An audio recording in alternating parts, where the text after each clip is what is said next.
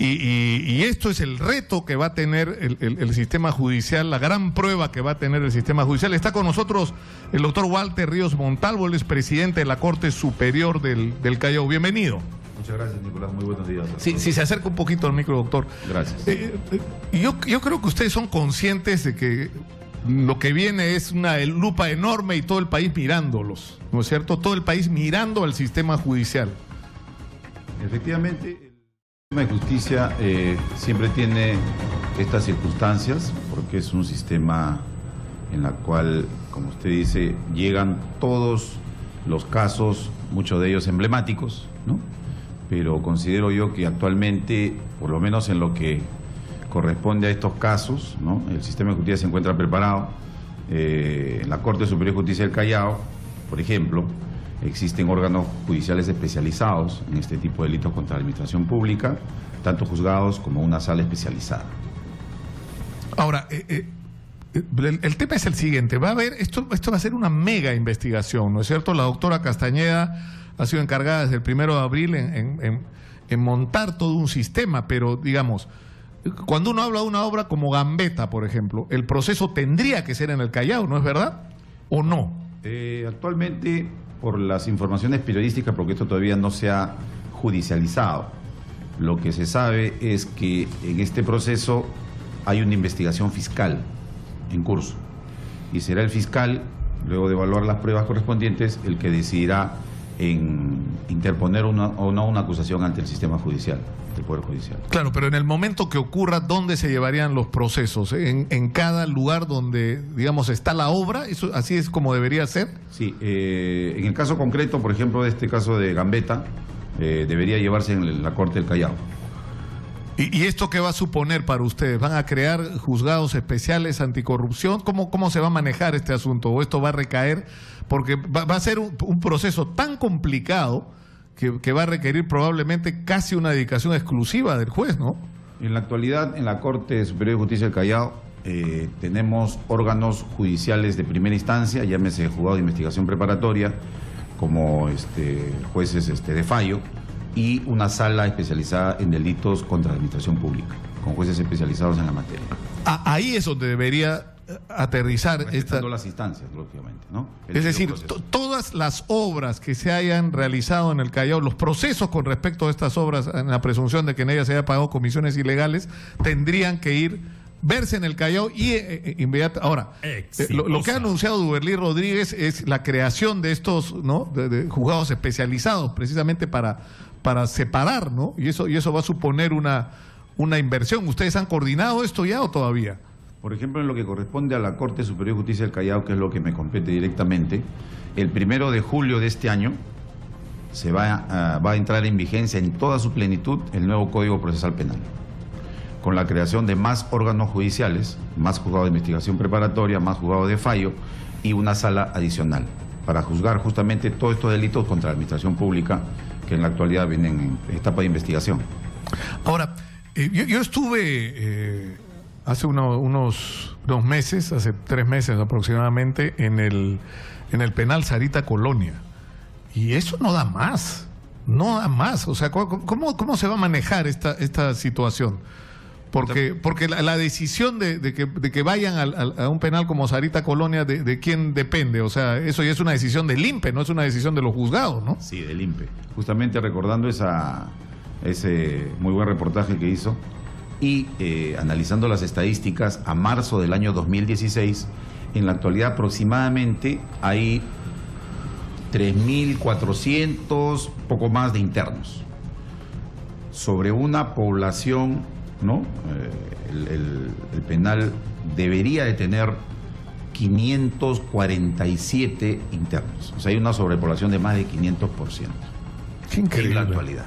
Por eso el hacinamiento queda comprobado. Ahora, el tema es que ahí yo conversé con la ministra Marisol Pérez Tello en esos días sobre este tema, y ella decía que la situación era, digamos, no era tan complicado de resolver si uno enfrentaba, por ejemplo, para empezar, la cantidad de presos que estaban enfermos de enfermedades terminales, la cantidad, y ahí ya saltaban a un tema más complejo, la cantidad de presos sin sentencia, ¿no? O sea, que estaban en condición de procesados, la cantidad de presos primarios por delitos que podían considerarse menores, que no justificaban necesariamente una permanencia en prisión. ¿Cómo se va a enfrentar el resolver esto? Porque finalmente esa decisión sí es una atribución del juez, ¿no es cierto? Correcto. ¿En qué condición lleva su proceso o en qué condición incluso cumple su sentencia? Por ejemplo, ahorita con la vigencia del decreto legislativo sobre el beneficio de salida del país para los internos extranjeros. Tenemos, por ejemplo, en el Callao aproximadamente 500 internos extranjeros, más o menos, ¿no? Y en su mayoría son por tráfico de drogas, ¿no? Que son personas burrieros o correos humanos que han sido detenidos básicamente en el Aeropuerto Internacional Jorge Chávez, ¿no? Una vez que hayan cumplido el tercio de la pena, siempre y cuando ésta no sea superior a 7 años de pena privativa de libertad, exitosa, pueden acceder a este beneficio de salir del país. Sería, de alguna manera, una forma... Pero salir del país, expulsados o salir del país a cumplir su condena en sus países. A completar la condena en su país, ¿no? O sea, ya de alguna manera es una buena medida estratégica para despoblar, digamos, el hacinado penal de Sarita Colonia. Ahora, eso es una medida, ¿no? Yo vi el pabellón donde están los extranjeros, es decir, duermen unos sobre otros, es una cosa impresionante. Ahora, hay otras medidas como esta del grillete electrónico, o sea, yo no sé si usted tiene acceso a una cifra, pero, por ejemplo, ¿a cuánta gente podría aplicarse en el Callao? Yo ahí en ese tema del grillete electrónico, por ejemplo, le veo un pequeño detalle, ¿no? El tema del costo del grillete electrónico. La ley dice que ese costo debe ser asumido por el interno. Entonces, en la población carcelaria, la mayoría de internos, la gran mayoría diría yo, son personas de escasos recursos económicos. Pues habría que ver ahí una solución inteligente, ¿no? Para que... ¿Por qué? Porque el grillete tendría que pagarlo por digamos... lo menos eso dice la norma. Pero yo considero que la norma hay que interpretarla de acuerdo a la circunstancia del caso, ¿no? Entonces, claro, porque si no sería discriminatorio. Si tienes plata, te vas con tu grillete, si no tienes plata, te quedas adentro, ¿no? Algo por el estilo. Otra medida, por ejemplo, sería el tema de los beneficios penitenciarios, ¿no? Cuando ya un interno, por ejemplo, ha cumplido la prisión preventiva, podría eventualmente, ¿no?, dictarse una medida de menor grado de coerción, como una comparecencia restringida, a efecto de que pueda continuar su proceso, pero en libertad, una libertad vigilada, una libertad restringida, con reglas de conducta. Sí, perdón, me dicen, tenemos en línea al alcalde de... está en la línea, voy a disculpar la interrupción, pero tenemos una situación crítica en Puente Piedra. Está en línea el alcalde Milton Jiménez. Los vecinos están muy angustiados porque en Puente Piedra, de donde es alcalde don Milton, hay un temor de que se desborde el río Chillón. Señor alcalde, muy buenos días. Muy buenos días, señor Nicolás. Cuéntenos, ¿cuál es la situación? ¿Qué medidas se pueden tomar para prevenir lo que pueda ocurrir? Bueno, señor Nicolás, este límite del río que tenemos aproximadamente 8 kilómetros de longitud está desprotegido hace muchos años y lo que lo cubre solamente es de montes, algunas piedras y eso, ¿no? Entonces, 2 años o 3 años atrás no ha habido esta crecida como la está viendo hoy en día y es lógico que los vecinos estén bien preocupados, al igual que yo estoy tremendamente preocupado porque el río amenaza con un desborde. Entonces nosotros estamos haciendo los esfuerzos, pero creemos que no es necesario toda vez que tenemos 8 kilómetros de problema. Entonces, ya he cursado documentos al Ministerio de Vivienda, de Agricultura y al mismo INDECI para ver si nos apoyan con maquinaria, pero aún no vienen. Entiendo que hay muchos problemas a nivel nacional y estarán ocupados, ¿no? Pero nosotros ya estamos tomando las medidas, pero pedimos, por favor, el apoyo acá del gobierno con tractores orugas de 6, de 8, excavadoras y volquetes, ¿no? Nosotros estamos trayendo en estos momentos piedras, ayer nos hemos amanecido ahí en la zona. Y claro, porque es lo que habría que hacer, ¿no es cierto? Es decir, bueno, lamentablemente esto debió hacerse antes, pero bueno, ya estamos enfrentados a la emergencia. Lo que hay que hacer es rápidamente tratar de crear muros de protección para aquellas zonas que sean las de que los especialistas saben cuáles son las de mayor riesgo, ¿no? Es lo que ustedes están reclamando. Así es, estamos haciendo en las zonas críticas, estamos poniendo rocas que pesan entre 1.000, 2.000 kilos, ¿no? Para darle protección a estas zonas críticas. Pero no es suficiente, pues, Por supuesto, los 8 kilómetros que tenemos que proteger, ¿no? Bueno, señor alcalde, yo espero que su llamado sea atendido inmediatamente. Hemos escuchado el pedido del alcalde Milton Jiménez de Puente Piedra. Hay un riesgo real, inminente, de desborde del río Chillón. Podría ser una tragedia en Puente Piedra. Y estamos, o sea, en el momento en que se pueda hacer algo para impedirlo, para proteger a la población, a los bienes y a la vida de la gente. Está en nuestros estudios Walter Ríos Montalvo. Él es presidente de la Corte Superior del Callao y estamos hablando sobre lo que se viene con la investigación anticorrupción y sobre una serie de temas que tienen que ver con el ejercicio de la justicia. Yo quería llamarle la atención sobre algo que hablé también con Duberly Rodríguez acá. Es decir, nosotros recibimos casi todos los días denuncias, por ejemplo, de tenencia, ¿no? Hay una señora, Elizabeth Orihuela, que he entrevistado creo 10 veces, que tiene un conflicto muy simple. Es decir, se ha separado de su expareja, tienen 2 hijos, un niño de 11 años, una niña de 6, y el marido, ¿no?, a través de los suegros o los ex-suegros de esta señora, los padres del señor, se han llevado a la niña de 6 años hace ya más de 3 meses. Y esto ha terminado en un habeas corpus, o sea, puedes terminar en un infierno judicial que dure años, ¿no es cierto? Y perjudicando no solo a la señora, sino lo más importante, a la niña, porque no le han permitido ver hasta hace unos pocos días que nosotros hicimos, ¿no?, yo creo, fuerte presión mediática, que por lo menos le permitieran ver a la hija después de 3 meses. Pero, exitosa. ¿Qué se puede hacer para que el sistema judicial sea más amable con la gente para resolver ese tipo de problemas? Donde debería haber una decisión rápida de un juez, ¿no? Por ejemplo, nosotros en la Corte Superior de Justicia del Callao, en la actualidad estamos en un proceso de inventario judicial, en todas las instancias. Estamos 24, 25 días en el cargo. Esto va a terminar el 31 de octubre. Con ese inventario físico, con los resultados de ese inventario físico, con las estadísticas reales de cuántos expedientes tenemos, la primera medida que vamos a tomar es la redistribución equitativa de los mismos. Existen en la realidad, por ejemplo, determinados juzgados que tienen una sobrecarga procesal y otros juzgados que no la tienen, porque de repente alguno tuvo menos ingresos, otro fue más rápido, otro fue más lento, ¿no? Entonces, lo que tenemos que hacer... Bueno, y también hay, que es una crítica que la gente le hace al Poder Judicial y la recibimos contra un tema de corrupción, ¿no es cierto? O sea, ¿en qué lugar está tu expediente? Muchas veces tienes que ver con cuánto estás dispuesto a pagar, ¿no? O sea, ¿no? Terminamos el tema.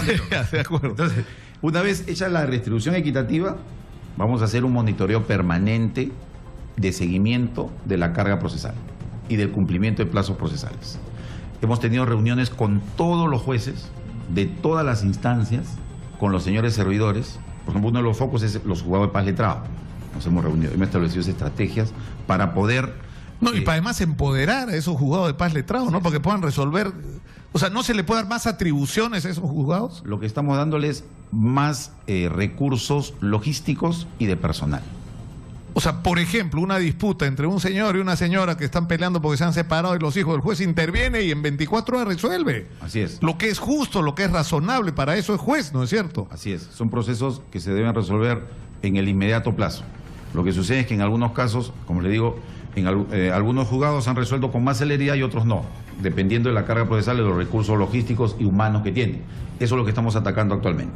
Una vez determinado eso, vamos a hacer, como le digo, un seguimiento de la descarga procesal para poder tener una carga equitativa entre todos los órganos judiciales. Duberly Rodríguez nos dijo que había 1 millón de expedientes que se pateaban de año para año, ¿no? Es decir, de expedientes sin resolver que tenían que se van arrastrando, ¿no? Se termina 1 millón, ingresa 1 millón. Ingresa 1 millón, y ¿no? Se mantiene.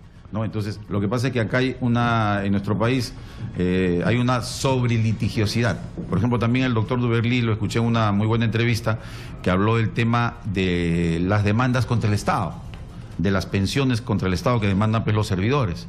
Y mayormente en esos casos, los servidores van a ganar, pero el Estado es el que... Apela y sí. presenta recursos. Es decir, tú le ganas un juicio al Estado, a la ONP, por ejemplo, para que te pague una pensión o una compensación o una parte que no te pagaron. Entonces el Estado tienes que demandarlo para ejecutar la sentencia, que es una cosa ya de loco.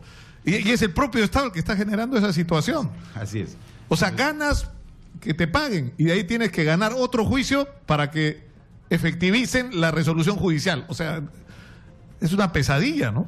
Ese es uno de los focos de alguna manera que generan más carga procesal. Ahora, con relación al tema de corrupción, quiero yo de alguna manera resaltar, lógicamente, como en todo hogar, no todos los hijos son buenos, ¿no? O no todos los amigos son buenos. Pero, por ejemplo, para el sistema de elección de un juez o fiscal en el Perú, es un sistema bastante interesante. Todos los señores jueces y los señores fiscales que somos... ejercemos la función titular, pasamos hasta por 4 evaluaciones. La primera es un examen escrito de conocimientos. Una vez superada esa etapa que es eliminatoria, viene la etapa de la calificación curricular, que también es eliminatoria. Promediada las 2 etapas anteriores, viene la etapa de la entrevista personal. En todas esas 3 etapas se te evalúan tus méritos, tus conocimientos, tu conducta, tu idoneidad. Y de ahí viene una 4ª etapa, que es la votación en el pleno de los 7 consejeros, de los cuales necesitamos 5 votos a favor para ser nombrados jueces o fiscales de todas las instancias. Y luego de 7 años tenemos un proceso de ratificación, donde se nos evalúa nuevamente la conducta y la idoneidad. Y en ese interín tenemos también órganos de control distrital, que son las ODECMAS, y órgano de control central, que es la OPA. Claro, el tema es que en casos como por ejemplo Ancash y Lambayeque quedó claro que no funcionaron los sistemas porque se descubrió jueces y fiscales involucrados en las organizaciones, yo diría, ¿no?, de más bien corrupción. que funcionaron, claro, justamente por eso que en los casos concretos fueron sancionados, bueno, inclusive penalmente. Yo tengo una última pregunta, doctor Ríos Montalvo, que es la que tiene que ver, es decir, se tomó una decisión que parecía muy justiciera, que era meter en la cárcel a los que no pagaran la pensión, ¿no es cierto?, alimentaria. Y hay un montón de gente presa por no pagar la pensión alimentaria. Pero la situación que se ha creado es absurda, porque tienes más presos de los que puedes tener en las cárceles, y estos señores que no pagaban siguen sin pagar. O sea, que no resolviste el problema. Es decir, las familias siguen desprotegidas. O sea, ¿qué resolviste metiendo los presos y de lo que se trata es que paguen? O sea, en todo caso, hazlo trabajar en la cárcel para que... Pero la sola medida de meter los presos no te resuelve, sino incluso te empeora la situación de las familias desprotegidas. Quiero dar un ejemplo concreto sobre ese tema, ¿no? El otro día, haciendo una visita, cuando hemos reinaugurado la Oficina de Orientación e Información al Interno, por el cual el interno en el Penal Sarita Colonia en el día tiene la información de su estado del proceso, y en coordinación con la Defensa Pública se está implementando una oficina de orientación al interno. Tuve la oportunidad, con la directora del establecimiento, de visitar la panadería, por ejemplo, del establecimiento penal Sarita Colonia. De verdad que es gente que hay que aplaudir. Gente que dentro del penal, se ha formalizado, se ha constituido como persona jurídica, ¿no? Produce no solamente panes, produce panetones, produce turrones, produce determinados postres. Entonces, esa es una medida de rehabilitación y de obtenerse recursos ¿no? Claro, financiarse. que genere, pero es que eso debería ser la regla y no la excepción. Exacto, la regla. Entonces, yo de acá, si me permite, mando una felicitación para todos esos señores internos que están por el buen camino de la rehabilitación y reincorporación a la sociedad. Entonces, con este tema de los alimentos, efectivamente es un tema, como se dice, tiene una salida y una entrada, y a veces nos encontramos en un círculo vicioso, ¿no? Los ingresamos al penal, ¿no?, lógicamente porque han cometido un ilícito, y estando en el penal muchos de ellos no tienen cómo proveer ni a su propia subsistencia. Por eso yo creo que ese es un tema de política estatal, que debe de promoverse este tipo de actuaciones laborales dentro del penal para que puedan subvencionarse. Y aquellas personas que tienen deudas por alimentos, de ahí se le puede descontar, por ejemplo, un porcentaje. Claro, que sea además obligatorio. Es decir, tú, no solamente aquel que no paga la pensión entra a la cárcel a trabajar. A trabajar. Tendría que ser así. Así es. Porque si no, estás, insisto, en vez de, no estás resolviendo el problema. Bueno, yo le agradezco muchísimo al doctor Walter Ríos Montalvo por estar con nosotros. Él es presidente de la Corte Superior de Justicia del Callao. Y bueno, le deseo suerte en lo que viene y solo le digo, el país lo está mirando, el Callao lo va a estar mirando en los próximos meses. Usted es consciente de eso, ¿no es cierto? Yo creo que todos los jueces son conscientes de lo que se le viene. Muchas gracias por estar con nosotros. Gracias. Nos vamos a la pausa, vamos a regresar con más, pero antes tenemos un mensaje.